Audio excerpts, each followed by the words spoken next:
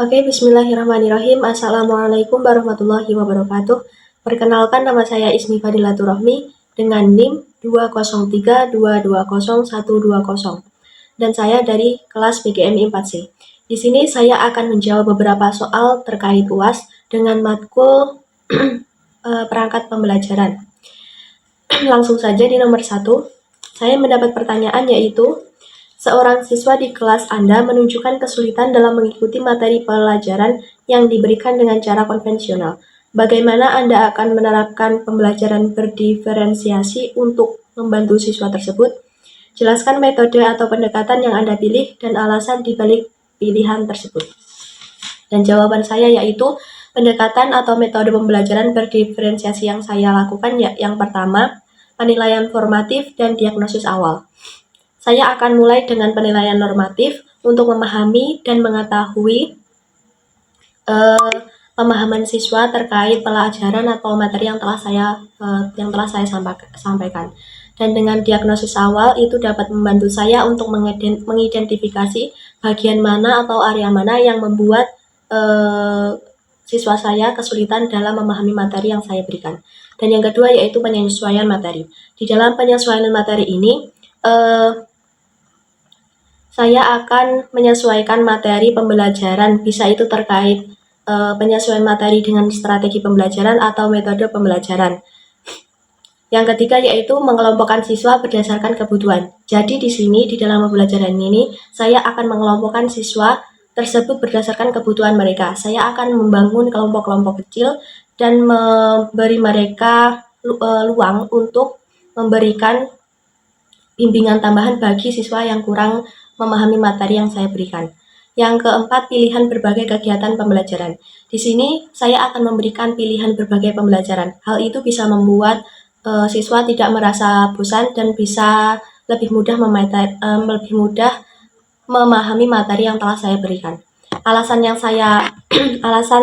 saya memilih metode dan pendekatan tersebut yaitu yang pertama, responsif terhadap kebutuhan individual.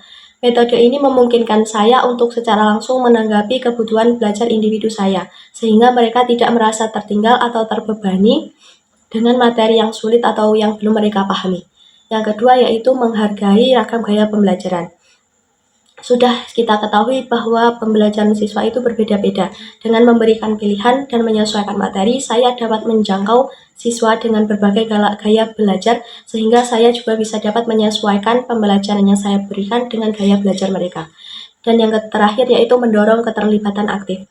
Dengan melibatkan siswa dengan metode atau pendekatan ini, saya dapat dengan mudah mengontrol mereka dalam pembelajaran dan dapat meningkatkan motivasi mereka untuk mengatasi kesulitan dan mencapai pemahaman yang lebih baik dari sebelumnya.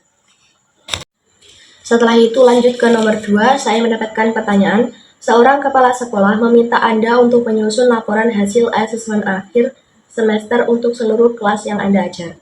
Jelaskan langkah-langkah yang akan Anda ambil untuk mengolah data dan menyusun laporan tersebut. Apa saja informasi penting yang harus disertakan dalam laporan?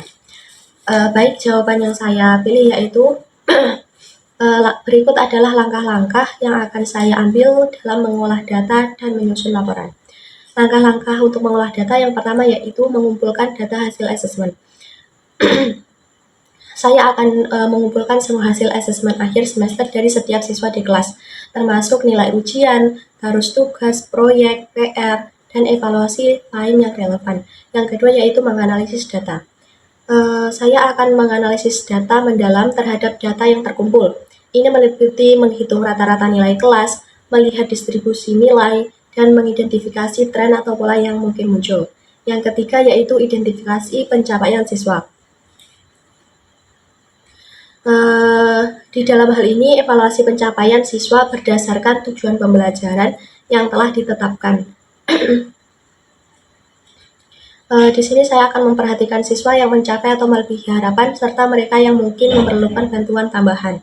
Yang keempat atau yang terakhir yaitu perhatikan variasi dan penyimpangan. Saya akan mengamati variasi dalam mencapai dalam pencapaian siswa dan identifikasi jika ada kelompok siswa tertentu yang mungkin memerlukan perhatian khusus, seperti mereka yang berada di atas rata-rata atau di bawah standar yang diharapkan.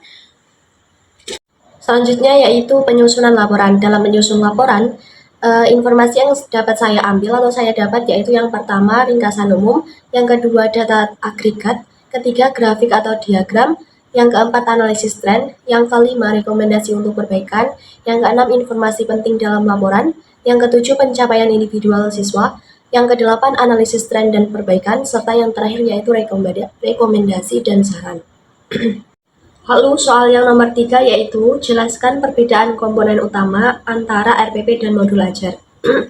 Dalam pengertiannya, RPP merupakan rancangan sebagai panduan bagi seorang guru untuk merencanakan proses belajar mengajar secara terstruktur. Dan tujuannya yaitu untuk mengatur kegiatan pembelajaran sehingga mencapai tujuan pembelajaran yang telah ditetapkan. Sedangkan modul ajar sendiri memiliki pengertian yaitu sesuatu yang dirancang untuk menyediakan materi pembelajaran yang lengkap dan mandiri kepada siswa. Dan tujuannya yaitu untuk memberikan pemahaman mendalam tentang topik tertentu secara lebih terstruktur dan terperinci. Perbedaan utama yang dapat saya ambil yaitu yang pertama, kalau RPP berfokus pada perencanaan dan implementasi pembelajaran oleh guru di kelas, sedangkan modul ajar berfokus pada penyediaan materi belajar yang terstruktur dan mandiri kepada siswa untuk mempelajari topik tertentu di luar jam pelajaran. Dalam penggunaannya, RPP digunakan oleh guru untuk merancang pembelajaran atau pengajaran di kelas, sedangkan modul ajar digunakan oleh siswa untuk belajar secara mandiri di luar kelas. Yang untuk konten, RPP mencakup semua komponen yang diperlukan untuk merencanakan dan melaksanakan pembelajaran, termasuk strategi pengajaran, penilaian, dan bahan belajar. Sedangkan modul ajar itu mencakup materi belajar yang mendalam, aktivitas pembelajaran, dan evaluasi yang terkait dengan topik tertentu. Selanjutnya yaitu pertanyaan nomor 4 yaitu Anda adalah kepala sekolah di sebuah madrasah atau sekolah yang ingin memperkuat penerapan nilai-nilai profil belajar Pancasila dan Rahmatun lil Alamin. Jelaskan program atau kegiatan apa saja yang akan Anda rancang untuk mencapai tujuan ini dan bagaimana cara mengimplementasikannya. Deskripsinya yaitu mengajarkan siswa untuk berkontribusi positif dalam masyarakat sekitar dan membangun kemitraan yang saling menguntungkan. Jadi di sini saya akan mengajarkan semua siswa untuk berkontribusi dengan masyarakat sekitar agar dapat membangun sebuah keuntungan untuk sesama lain. Dan implementasinya dengan melibatkan siswa dalam kegiatan bakti sosial seperti membersihkan lingkungan di sekitar sekolah, terus mengunjungi panti asuhan, lalu membantu warga yang membutuhkan. Membangun kemitraan dengan lembaga atau organisasi masyarakat untuk melakukan kegiatan bersama yang bermanfaat bagi lingkungan sekitar. Mungkin cukup sekian yang dapat saya sampaikan untuk UAS ini. Bila ada kurang lebihnya saya mohon maaf yang sebesar-besarnya. Wassalamualaikum warahmatullahi wabarakatuh.